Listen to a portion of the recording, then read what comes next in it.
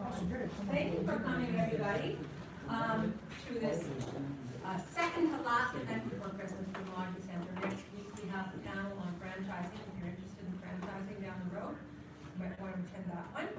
Today we're very lucky to have Parliament Lawson with us. Michael and Ian are here from Parliament Laws, and they've got another Ian with them as well. Throw me off. Just a testament to the fact that where you start, you may not finish. Michael started his journey in marketing, his undergrad in marketing, and Ian in history. So, and here they are. A lot of different roads lead to law. Yeah, exactly. So Michael returned to Edmonton to join Parliament Laws after working with litigation boutique in Calgary. We won't hold that against him. The Calgary part. He was a general litigation, he has a general litigation practice with particular focus on insurance, employment, and commercial litigation. While in law school, Michael held executive positions with several student associations, assisted low-income, income clients while working as a summer caseworker and student day leader and student legal services. Prior to attending law school, Michael worked in financial services industry. And Ian joined Parliament Law's office as an associate lawyer in 2016, following completion of his articles for the firm, and focuses his practice in the area of labor and employment law and insurance law. So they're the right people for the job. Ian's experience includes drafting and interpreting various forms of contracts, including employment agreements, collective bargaining agreements, professional service contracts, and forbearance agreements. So welcome today. Also, we're looking forward to you enlightening us. Thank you. We also have Ian Andrews with us, who's up back. Ian is a recent graduate at the University of Alberta Law School, 2018. I also went to U of A, as did Walker, and Ian's currently articling with us, so to make sure we didn't get lost. Thank you, Ian. All right, so from the question that was asked beforehand, I understand that we have some people that are taking courses in law as part of their studies here at NAIT, as well as we have some people that are interested in entrepreneurship. It's always good to get kind of a feel for the room in terms of the level of experience that we're talking to and things like that. We're going to try to keep it relatively casual today, relax, we can sit, it's fine with everyone, and we're just going to kind of work through the slides. If you have any questions as we go through, by all means, feel free to ask them. Otherwise, we can certainly answer your questions that you have at the end. Maybe also stick around afterwards for a little bit as well. So you'll see in front of you that you have the package. The left-hand side is basically a promo piece. It tells you a little bit about the history of the firm. We have a very long history in both Calgary and Edmonton throughout the province. On the right-hand side, you have both of our business cards in case you have any questions for us that you want to ask at any time.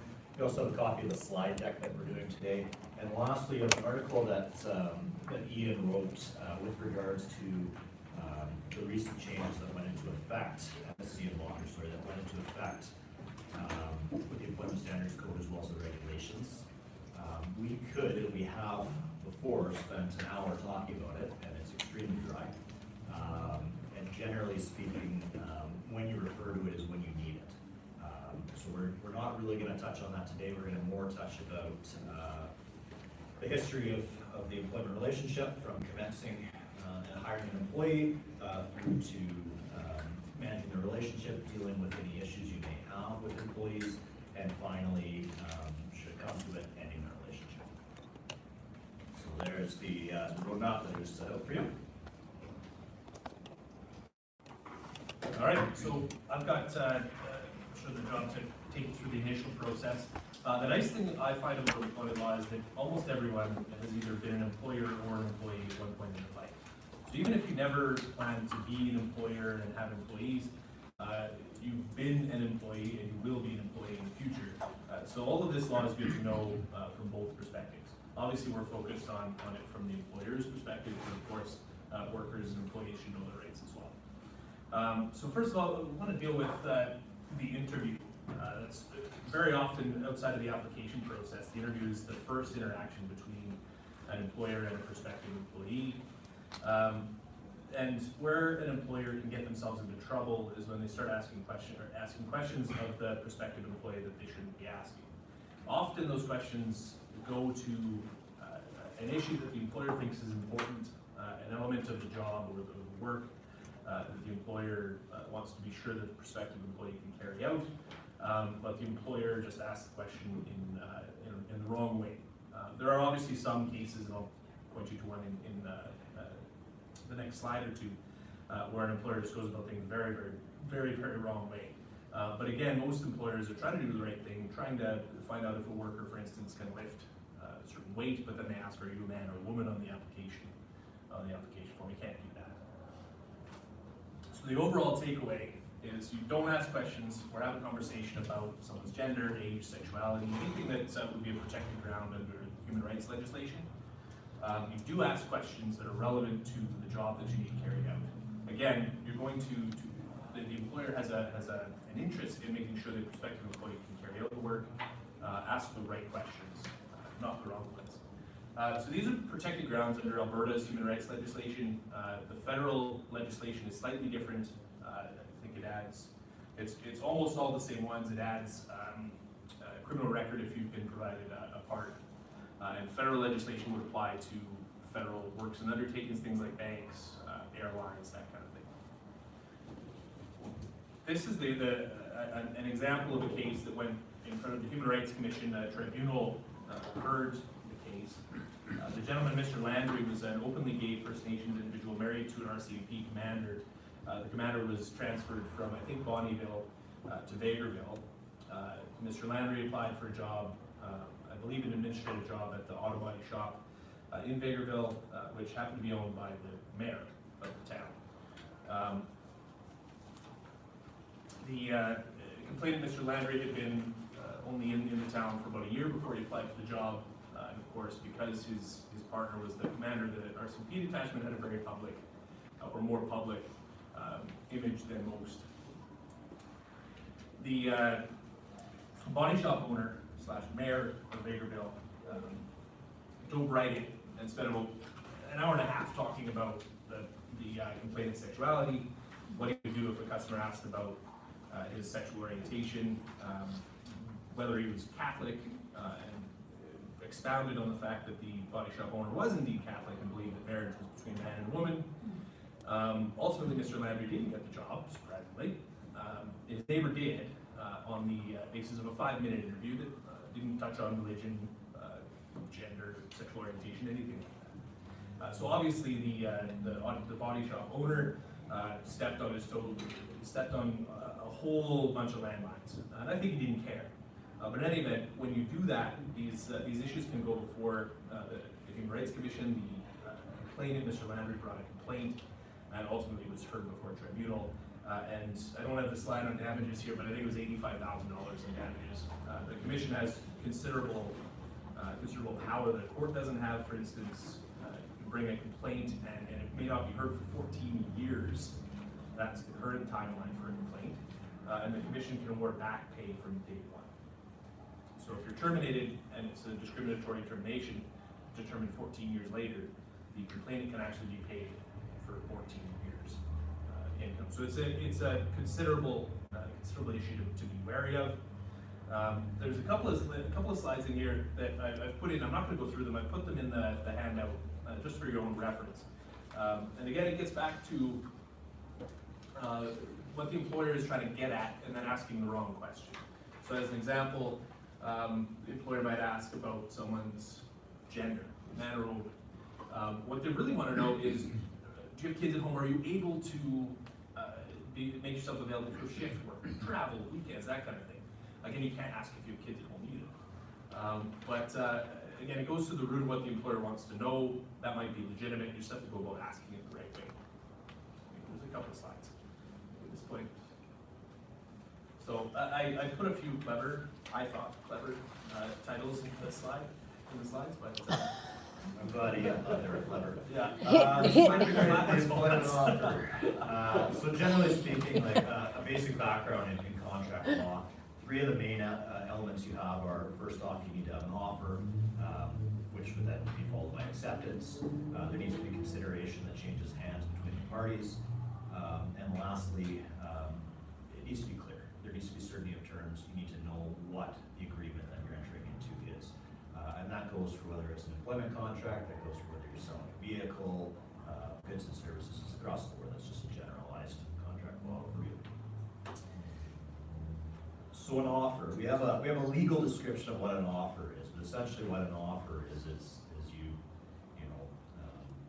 suggest to someone that you're willing to do something on certain terms. That's the simplest way possible.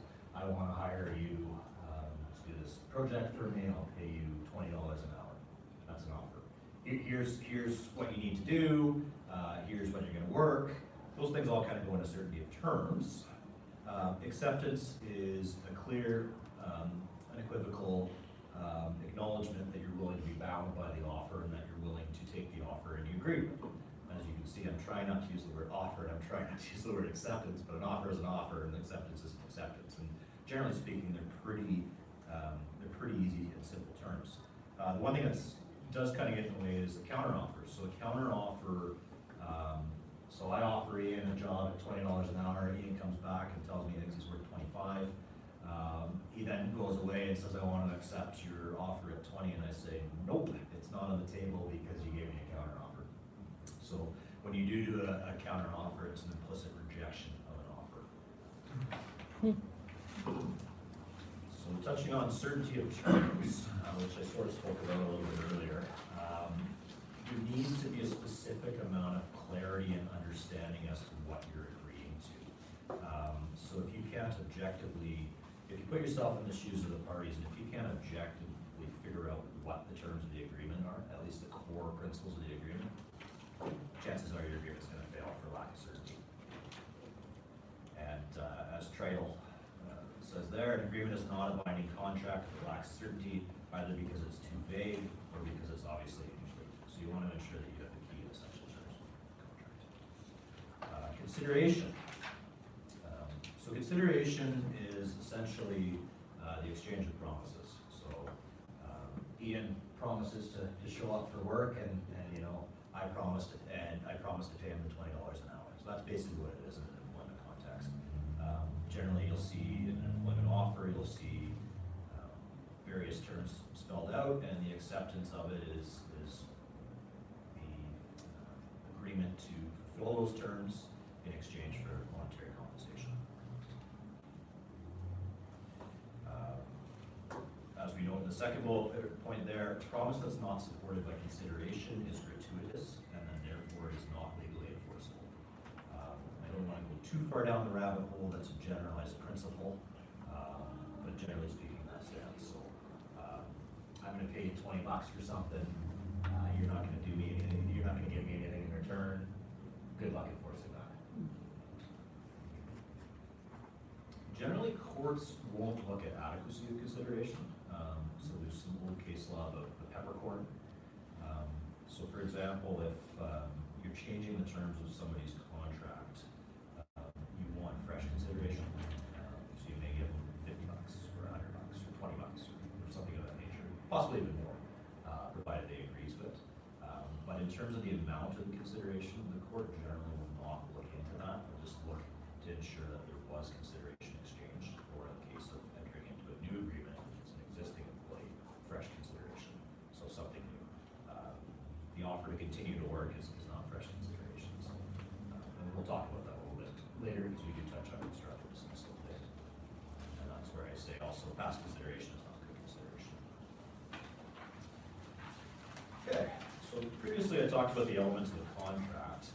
An employment offer does not materially differ from any other contractual offer. It has the same principal elements. You need offer and acceptance, you need consideration and change hands, and you need certainty of terms. Essentially, the offer, one thing that we often deal with is, oh, I don't have an employment contract. Well, are you getting paid? Are you performing duties? And are you proceeding on that basis? What do you do? We strongly recommend that you get written employment contracts with employees, but you can also have a verbal agreement, and that's sufficient. I may hire you into, I don't know, what do you got, employment offenses? Terrible guy. Well, I'm not gonna hire you for that, but I may hire you Knock fences down. for home repairs or something of that nature, and I may say, you know what, I'll pay this, or, I'll pay this flat fee, that, the other. We may not pay for it. We still have an agreement. It's not as strong of an agreement, it's harder when you're pointing to it in court, or if you're trying to enforce it because you don't have it in writing, but we still have an agreement. Okay, so in terms of some pitfalls that you want to avoid, if as an employer you're trying to hire someone, the offer followed by the contract is the major one. So, how many people here have received an offer letter for a job that they wanted to go to? So you go to the interview and they send you a letter and they say, here's the basic gist of it, sign it and return it to us. Well, that offer letter should either be one of two things. It should either be an offer letter that incorporates the key terms of an agreement so that you have everything in it that you need, or the offer letters should say, we offer you employment subject to the terms of the attached agreement. Otherwise, what you could get is you get them signing off on the offer letter on the base terms, but meanwhile, you want them to sign this agreement, and that's a whole new agreement. They already have a contract on the basis of the offer letter, and you may not have everything in that offer letter that you should have. So it's be very leery about sending offer letters without either flushing them out or including and incorporating by reference an employment agreement or employment contract that you want to sign. And just one last point on that, most people don't really realize that they've made that mistake until they're getting sued. Well, no, we have a written contract, they signed it, well, no, because they signed this one that's dated 2 days earlier, that's your contract, where was the consideration for the full 15-page contract? There wasn't any. Yeah, so if we go to this next slide here, I sort of already touched on this because I'm trying to keep this free flowing as opposed to going slide by slide. But yeah, you could easily run into issues with lack of consideration. Sign the offer letter, you already have a contract in place, now you're trying to foist a new agreement on them without fresh consideration. Good luck enforcing it before the courts. So the safe approach, which I talked about, I'll just recap it again, is one of two things. You either structure and we do this for clients, the offer letter itself will be flushed out, it will be wrote as a letter, in letter format, but it will contain all the key terms and elements of the employment agreement. It's just stylistically, they don't want to, for whatever reason, they don't want to turn off their employee by putting a legal document in front of them, so they'd rather that we incorporate everything into letter format. It's a little bit nicer, it's a little bit friendlier. That's one option. The second option is an offer letter which incorporates an attached agreement. So they're not signing the offer letter other than to indicate that they are accepting the terms of the agreement that is attached to the offer letter. So you want to be very clear that you're incorporating the agreement's what we're proceeding on, and it's not a bare bones offer letter, but these are actually the terms you're. So I'm going to get into a little bit of kind of managing the relationship while you've got a valid employment agreement in place, the employee-employer, things going well. What are some tips and tricks to make sure that things go smoothly? Just on a kind of a personal anecdote, all of my first jobs, there was no written employment agreement, there were no written policies. The first job I had where there was written agreement and written policies, I was selling cars. And there were policies, I never saw them. Apparently my employment was bound by them. But again, I never read them, never saw them. They were never made available to me. At our current employment, they're all posted on the internet. There's a bunch of employment lawyers who make sure that we do things fairly well. But policies are your best, sort of the best course of action to make sure that your employees know what's expected of them, what the rules are in the workplace. And most workplaces, a lot of maybe not most, but a lot, go without any written policies. And you just sort of fly by the seat of your pants and hope that your employees are reasonable people who do reasonable things. You tend to get into trouble when you hire someone who's maybe not reasonable and does unreasonable things. But if you have written policies and you implement them and train people on them properly, it can sort of smooth things out quite a bit. Especially when it comes to that employee who's that troublesome employee who's again doing unreasonable things. You want to make sure that they're written, they're clear, and that you consistently enforce them. That's tricky as well. I don't think they do. You jump forward, that's all. No, jump around with it. In any event, just cause is really, really hard to establish, and it's even harder if you don't have proper policies, written policies in place. Is that policy part of the contract? So policies would be incorporated by reference. So your employment agreement, your contract would say the employee agrees to be bound by policies such as they are today and as they will be changed by the employer from time to time. So you incorporate them in and then you make them available during the onboarding process, the training process. Yeah, and a lot of employers will have their employees sign off on the policy, sign that they read it. You can sometimes do this by electronic consent. Generally speaking, you have to dot your i's and cross your t's with electronic consent to ensure that it's that person on that computer and everything like that. So some will just do it with written forms, either acknowledgement every couple of years or acknowledgement on change. I've had a couple of litigation files where the employee refused to sign off on the policies right at the outset. It's a red flag. If they're refusing to sign off on your paperwork and they've only been there a couple of days, maybe watch them pretty closely for the first 90 days. Is it possible to fire them right away? Within the first 90 days. Sorry. And within the first 90 days, Okay. and depending on whatever employment agreement you have in place. If your employment agreement spells out that they're going to be paid X amount right off the bat, regardless of how they're terminated, then you'd have to pay them that. But the 90 days, it used to be 3 months, they changed it to 90 days. That's your probationary period. You can extend the probationary period, but you start getting into some complex issues with the code, because the Employment Standards Code requires a minimum amount of notice or pay in lieu of notice after 90 days. So your contract could say a year of probation, but still after 90 days, you've got to pay at least the code amount. So these are fairly straightforward. Again, make sure everything's in writing, it's clear, so your employees know what the expectations are. So a lot of these slides we took out of a presentation we did on sexual harassment, so there's a particular bent to them. Zero tolerance, for instance, for sexual harassment is huge. You can implement that if it's done carefully and done well. Clear and consistent definitions throughout your policies. Again, that's an issue a lot of our, we run into quite a bit with some of our clients who've drafted their own policies, and then they'll have internally inconsistent wordings, definitions like that. What we mean there, you can't just draft one up. You kind of gotta make sure that your employees know what the policy is. You've got to roll it out. So the existence is not enough. Management needs to buy in. The policy has to be clearly communicated to management and all employees, and you need everyone to sign off on it. Again, a lot of this we've already been through. I really like the making policies accessible online. That's what I counsel my clients to do. Whether you have an internal intranet, your sophisticated operation that has that, that's fine.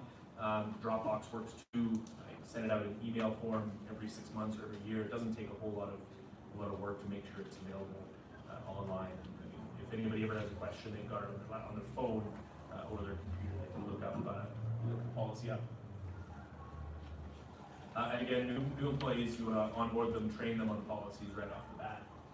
Current employees, you can implement policies, but again, training is key. With sexual harassment, we often recommend that you bring in a training consultant, just because that's such a tricky subject. You want to get it right.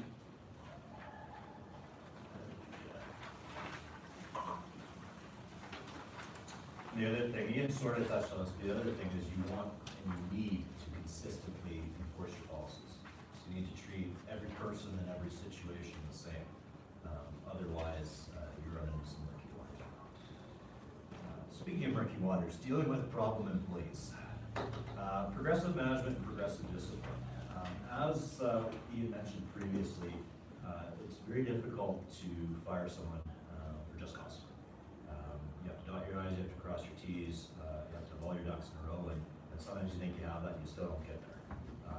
Generally speaking, most businesses, even sophisticated businesses, have difficulty ensuring that they have compliance, sufficient compliance so that they can establish this cost. That's that it does happen, but here are 4 things that you must do, and it's in the realm of progressive discipline. So it's not really spelled out on the slide, but the other thing is you need to It's in the word progressive, you need to escalate.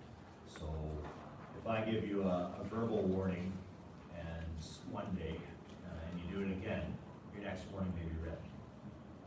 Your next warning after that may be even more written. It may be cause for suspension. You may then build up to termination after that point. It's an entirely contextual analysis, so it will depend entirely on whether the court thinks that the steps that you've taken are objectively reasonable with regards to the progressive discipline process.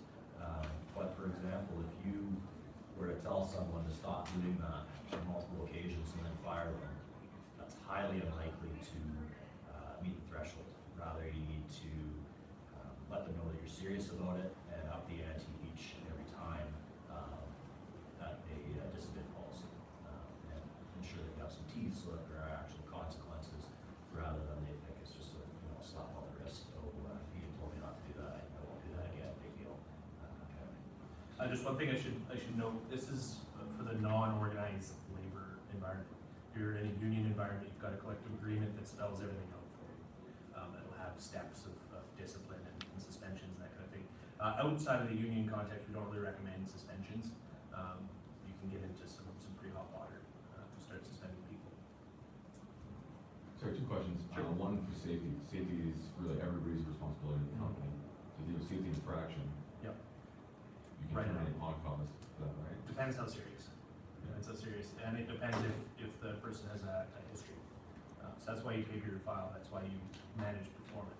So the first time it's just okay. Well, maybe next time be more careful with the forklift. Time after that says if you're not more careful with the forklift, we're going to fire you. Time after that, you're fired. We told you. We gave the opportunity over the span of 6 months or a year to do better and be more careful. But first instance, unless it's really, really serious or they're intoxicated or something. Yeah, it's gonna be pretty egregious. It's got to be pretty serious to be fired in the first instance, even in a safety sensitive role. And that would be in the case of culpable misconduct. We have some pretty colorful examples of those that we'll go through in this.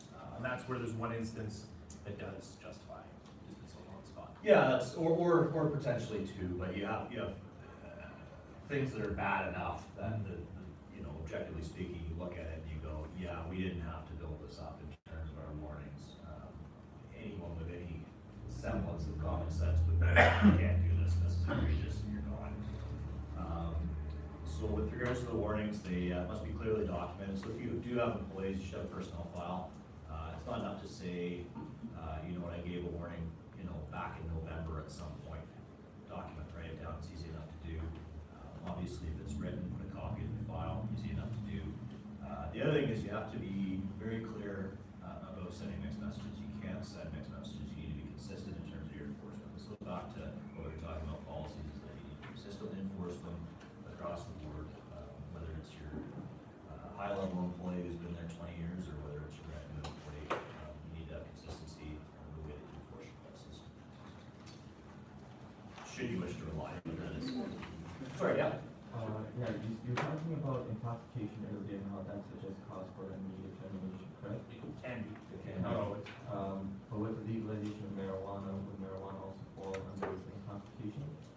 Yeah, it would. What we're telling our employer clients is not to treat marijuana any different than you do alcohol. There's no reason to. It's legal. You shouldn't be on it if you're driving a forklift.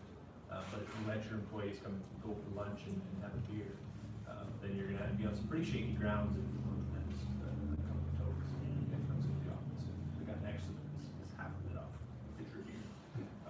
So that's kind of the nexus there. Yeah, intoxication and in safety sensitive environments as a whole, we could do a whole hour on safety sensitive and pre-employment testing and testing for cause and that kind of thing. We're not going to get into that in too much detail. But that's kind of the general idea is that we're telling our employer clients to treat it like that. So for a company, then just broad stroke, with the 40,000 foot view, like WestJet bans the pilots, we all sign on to it. Yeah. As a company, we got that ability, right? Yeah, you can put it in your So we can contract. be like, this is a no marijuana company. You can put it in your contract, yeah. Again, I mean, if it comes down to enforcing, you've got someone who has a medical need for it, you're going to be in some tricky waters. But if you're just talking recreational use, then though I suspect at some point there's going to be a case where a judge says, no, the employer should not be in like Pierre Trudeau said, be in the bedrooms of their employees, should be telling people what to do when they're not at work, unless it impairs them at work. So, but we're not there yet, we don't have that case. The other thing that's really interesting is the lasting effect. There's been so much research on alcohol and how long it takes to metabolize and things like that, and there hasn't been consistent lengthy research on marijuana or other illicit substances because of the nature of the substances, especially given in the States, aside from some certain states now, marijuana is pretty demonized. With border access and things like that at a federal level, so we don't really have the knowledge or the infrastructure in place, so we're kind of on a wait and see in terms of how that's gonna expand. And I think a company like WestJet can probably get away with it because they're flying planes. It's pretty serious stuff. But that said, if there was a challenge in WestJet, it's fine with their pilot 7 years before they fly. And maybe there's some grounds there. But again, we're not there. This is all hypothetical at this point. All right. So getting into ending the relationship, you've got an employee who you manage their performance, you've given them consistent warnings, they know what's expected of them, they're not there. You can start to think about bringing the relationship to a conclusion. Breaking up is really hard to do. Like you said, just cause is incredibly difficult to establish. There's only a very limited number of criteria that the court will look for.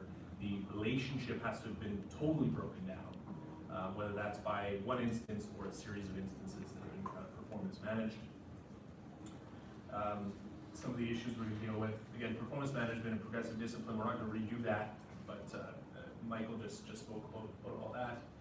Common law notice, so if you want to get rid of somebody, you may not have just cause to terminate them, but in the employment context, the employee can leave whenever they want, as long as they give the employer proper notice. The employer can terminate an employee at any time, as long as they give appropriate notice.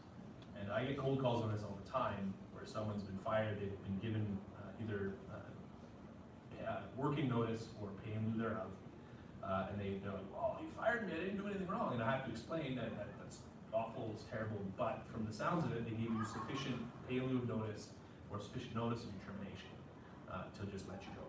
There's no obligation on an employer once they hire someone to keep that person on indefinitely. If the relationship isn't working, even if you don't have cause, you can still fire. You just have to be really careful about how you do it. And there's a slight caveat to that, and that's provided that you're not firing them on the basis of a protected ground Right. under the human rights legislation. Like, they're pregnant, don't do that. If an employee gets pregnant, don't be like, well, you're gonna go on maternity leave, so I'm gonna fire you. Yeah, you can't do that. You get yourself into some serious trouble. And then the last two, constructive dismissal, that's kind of a tricky thing that Michael's gonna get into. That's where there's a unilateral change to the terms of the employment agreement, so the employer says, I'm gonna start paying you $10,000 less. That is a constructive dismissal, and you can say, nope, I'm done, you fired me, by unilaterally changing the terms of my employment. Essentially, by that unilateral change is an indication that the employer no longer wants to be bound by the terms of the agreement, they're repudiating it, so it's a termination. And then, of course, balancing legal risk with business risk, that's what I was talking about before. It's not working, or you've got someone where there's a bunch of red flags going off in the back of your mind, you don't have cause, then terminate them, make sure you do it properly with enough severance or working notice. Again, just cause is incredibly difficult. You have to show that you had cause on balance of probabilities, and you also have to show that the termination was proportional.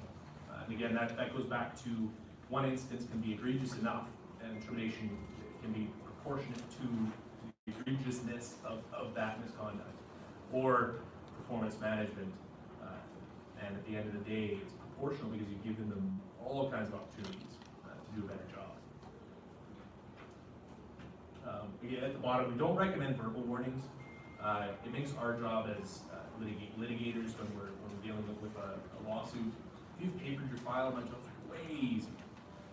Otherwise, I've got to get the evidence out of the employee who's obviously going to deny it. If they were ever given verbal warnings, even under oath, it happens. and you as the employer also have to get that evidence out on your side. So just paper the file, there's a record, it's signed off by both parties, and you don't have to really worry about it down the road, or you can worry about it a lot less. So speaking of just cause, there's three types. Again, culpable misconduct is that one instance that's really, really egregious, fire. Cumulative just cause, again, performance management, and non-culpable culpable misconduct. That's we'll get into that, but that's also called frustration of the contract, where the parties just can't operate under the agreement anymore. So the business might have caught fire and burned down. So it's some other outside event that was outside of everyone's control, and the employment relationship just it's not possible. So that's Corbett's cat. And my dog Lucy's. Yeah. We took these out of this, because we don't need to be going home with photos of our pets, but I think it's kind of nice. We're talking about firing people in a minute. So some pretty colorful stories here about culpable misconduct, instances that can get you fired right on the spot. This guy, Mr. Whitehouse, I think he was the head of wealth management for RBC in Calgary. He brought a sex worker back to the office. They did things in the office. She came back the next day because he didn't pay her. And she refused to leave, made a huge scene, was yelling about how Mr. Whitehouse this, Mr. Whitehouse that. So really, really bad. Especially for somebody working in banking where it's sort of the trust. There's all kinds of trust put on your bankers handling your money. And of course, his actions colored RBC. So that the relationship's totally broken down. You can't keep someone around like that who's bringing the sex worker back to the office, and then, I mean, you shouldn't do that in the first place, but if you're gonna do that, pay her, so she doesn't come back the next day and cause a scene. Yeah, so I think another key issue that happened there as well was, we did this case in law school, and you always do this case in law school because why would you not want to read this case? But I believe there might have been some performance management issues or something like that, so he had went away for a period of time. She was left in the lobby, which had the reception area. She could have had access to anyone's financial information for the entirety of their wealth management. I seem to recall it was a substance abuse issue, which is not surprising, given the circumstances.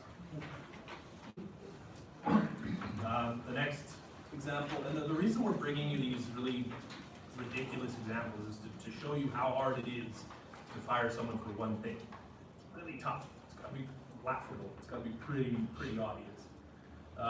This guy was fired. Was taking kickbacks for 26 years. There was a code of conduct, so again, goes to policies. The policy may not have said don't take kickbacks, but it probably said something along those lines. And he was using his work computer to do some nasty things. And he was sending all those nasty things to coworkers, which is always nice. And certain coworkers. Right, yeah, certain coworkers, singled out certain coworkers. Anyway, it's not someone you want around. The thing is with these employees, again, going back to even the White House example with RBC, there are red flags for these employees. So if you're managing performance, and even if you're not managing performance and red flags start going off, take a look at what your options are for severance and just package the person out. Because you don't want to deal with this. You don't want to go to court. It's going to take 12 years. It's going to cost $150,000, even if you win.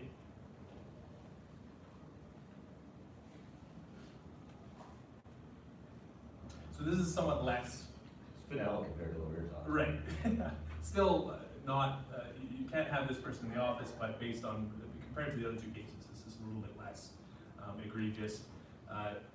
Sexual harassment, if you have a zero tolerance policy in place, you may be able to get away with a one-shot equaling termination.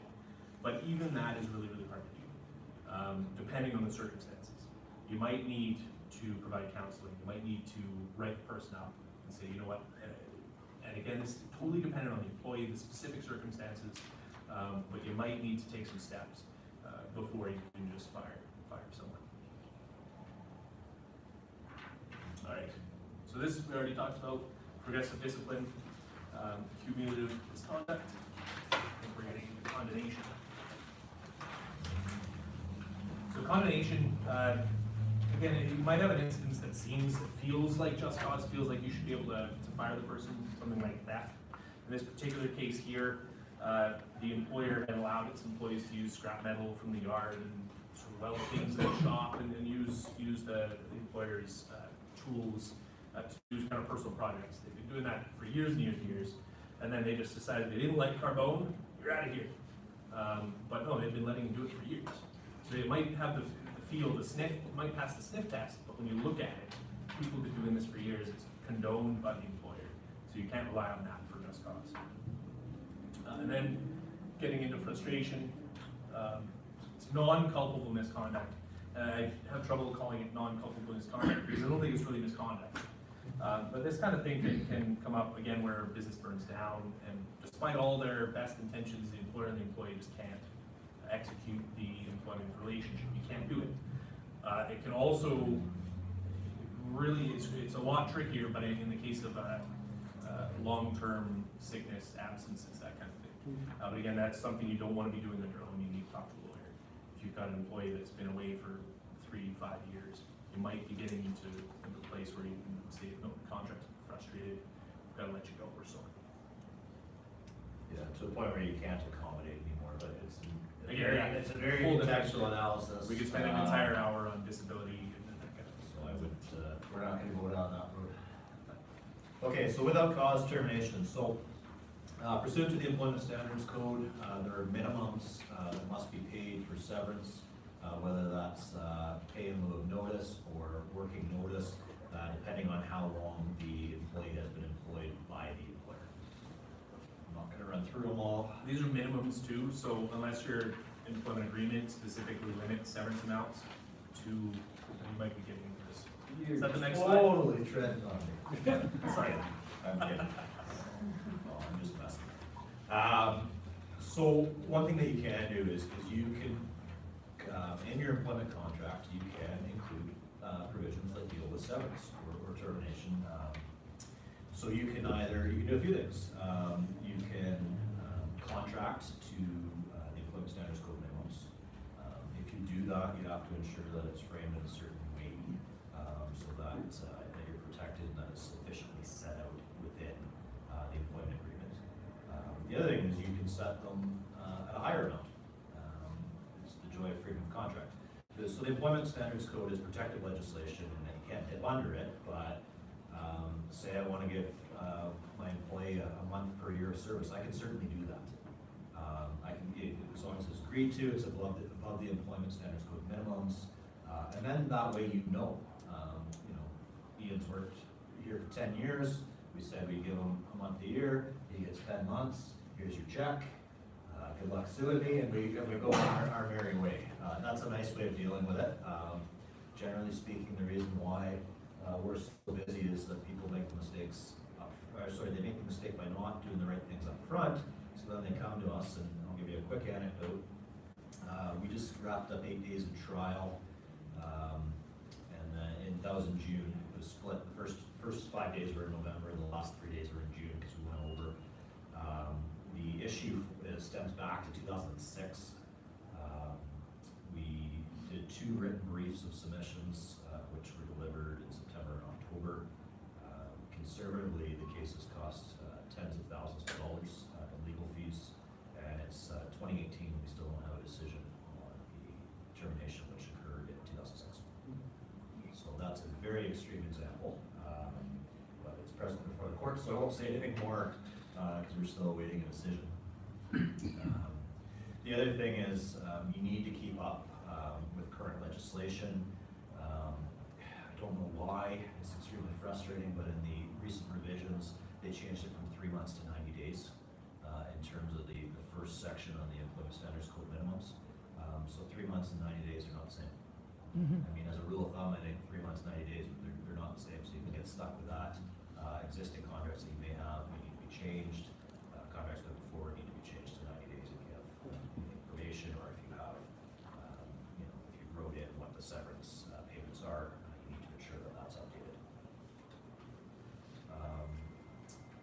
So common law, this is what happens when you don't have a written employment contract that touches such as on severance, or the alternative, it's not upheld for non-compliance or issues with it.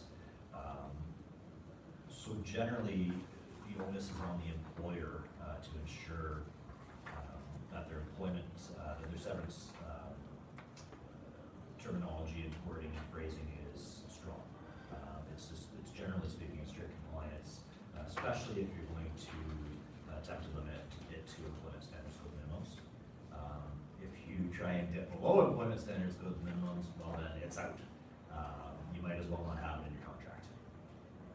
So the things that the court looks at when they're in a situation where they have to assess common law notice is the person's age. And the reason age is important is it often shows where you are in your working life.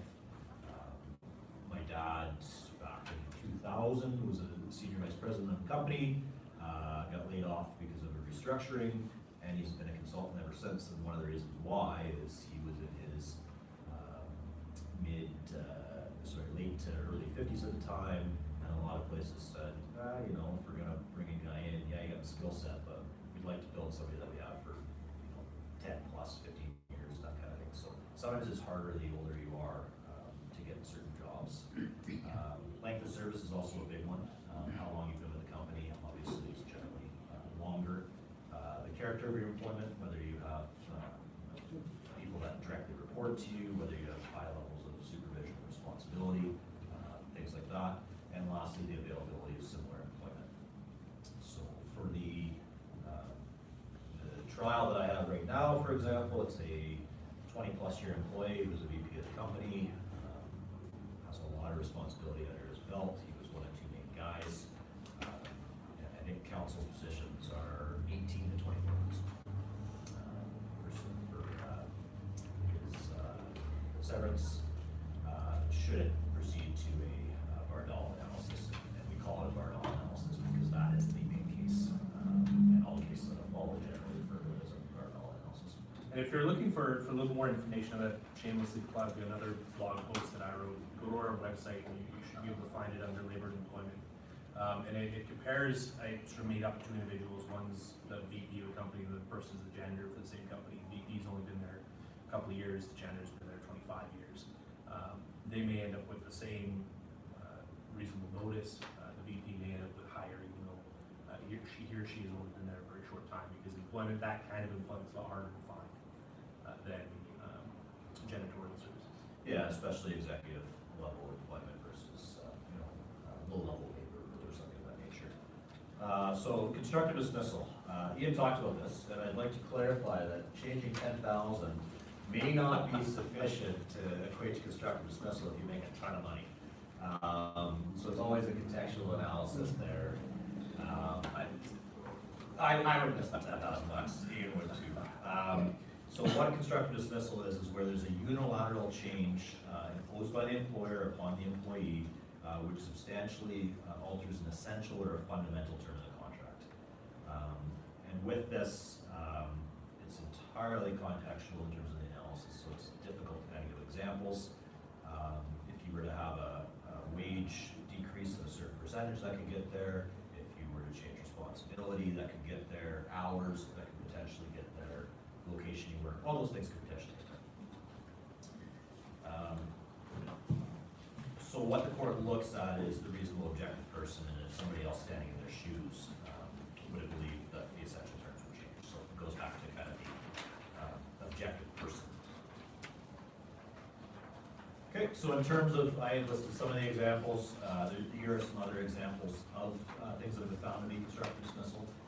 But again, you have to look at it in a contextual way and the degree, and you have to look at it in the broad scheme of the person's employment. So what may be constructive dismissal for one employee may not be for another, because there's a bunch of factors that apply. So shameless plug, if you are an employer and you are terminating an employee, call your lawyer. In fact, if you are an employer and you're hiring an employee, ensure that your agreements are proper. Deal with everything before problems happen.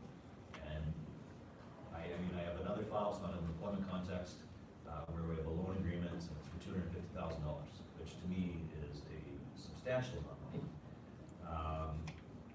And it was written between two gentlemen who once were close friends, and no longer are.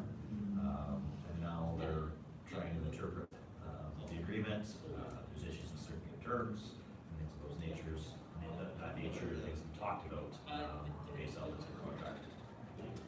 It's a whole lot easier and cheaper to avoid issues than deal with litigation. Just some tips if you do, need to terminate someone, always have multiple people there. It didn't happen to me, but one of our colleagues, you know, sorry about to tell, one of our colleagues, was consulting, one of our clients on a termination. And so they, there was an HR consultant involved as well. The HR consultant attended the meeting. This individual became quite volatile, ended up getting arrested, and I believe he was charged. So for safety reasons, as well as for documentation reasons, and just so that, you know, you have multiple people saying, here's what happened. Generally speaking, if you're ever gonna fire someone, if you're the head of the company, take your VP with you, take your HR person with you, take whoever you can with you, because otherwise you're in a real, he said, she said, or he said kind of situation. It's just easier to, kind of like hiring a lawyer, it's easier to get out in front of it beforehand and deal with the mess after. And if it does go sideways, write things down right away, get a report, again, paper file, because for us, it's way easier when there's a documentary record. And the other thing is with logistics, you want to ensure that you have their ROE within a reasonable amount of time. I mean, It's not sure what it is, but it's legislated. It's legislated. So often we don't know the answer, but we can do one click and we can find the answer. So we haven't memorized all the legislation. Determine the post-termination contact person. So if they have any questions or if they need further records from the company, who they should talk to. Because often with termination, there could be some hostility or issues. And also determine a strategy for how you're going to tell the rest of the staff this person's no longer with the company. Okay, so final thoughts. Business versus legal risk. This is sort of from the realm of when you have red flags about a person, or they're breaching your policies. Sometimes it's hard to change behaviors, especially ingrained behaviors, if you have somebody that's behaving a certain way for a long time. Which gets to the bottom point I have there, is it might make sense to pay severance to be rid of a problem employee. You can terminate someone, you can allege that you have cause. You then have to establish that you have cause, especially if they were to bring proceedings against your company. So often it's easier to do a Gardal analysis and say, you know, we're gonna give you 4 months, or we're gonna give you 2 months, or whatever it may be based on their employment. It's a whole heck of a lot easier if you have a proper written employment contract in place that you can just point to and you've restricted their, any severance that may be owed to them. But often, just from an economical and practical sense, it's sometimes easier to pay someone out than fight the fight that you're terminating with us. So on that, and say it's a problem employee and they ask, why are you firing me? Can you say? Or do you have to say, it's without cause, I can't say? I would generally say we've made a decision to go the other way. Yeah, I wouldn't get into that discussion. Very good. I would just say, yeah, it's without cause, it's not a good fit. Yeah, with you. Yeah, yeah. Thanks. Yeah, I think if you can avoid going down that road, do it. Especially, you know, you get fired from anything, and it's personal, it's emotional, and it goes back to people calling who say, I didn't do anything wrong, I've been here for 20 years, how can they do this? And, you know, you have consultants or within the business, and basically it's dollars and cents. Sometimes, unfortunately, the people and the personal aspect of it isn't considered. So anything you can do to try and minimize that and just say, you know what, I'm really sort of going another direction. The thing is though, you don't really wanna say, what you wanna avoid is you don't wanna say, you know, we're restructuring, we're getting rid of your position. Yeah. Only then you turn around and hire someone for the position, cause that also puts you in the hole. Yeah. So I would keep it, really relatively broad, relatively simple, and just say we're sorry, we're going a different direction. This is generally what I would consult. All right, so I think we're probably up against our time. If anyone has any questions, we're happy to answer them. Otherwise, thank you so much for having us here today and letting us speak to you. And if you do have any questions that come up at a later time, you have both my business card as well as Luke's. So thank you again.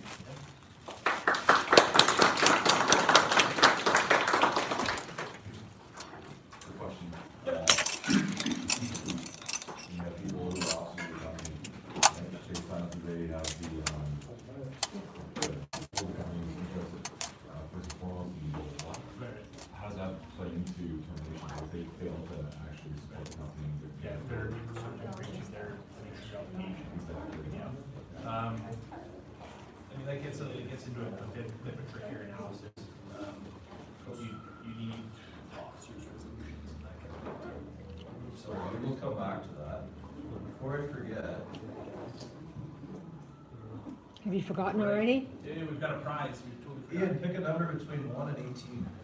Ooh, let's go with 13.